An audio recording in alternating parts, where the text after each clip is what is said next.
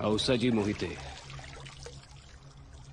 हिरण्यगर्भ जोवर केशरी, तुमचं आमचं जीवित कार्य तोवरच.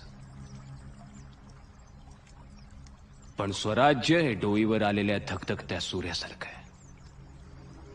ते कायम धगधगतच राहिलं पाहिजे. परकीय आक्रमणांच्या काळरात्री येतच राहतील.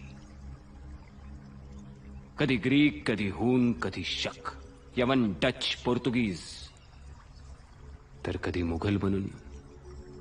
पण अशा या काळरात्रींना मधोमध चिरायलाच आपण पुन्हा केशरी रंग बनून जन्माला यायचं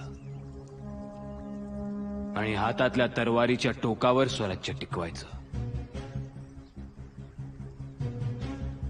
कारण हे राज्य व्हावे ही तो श्रींची इच्छा.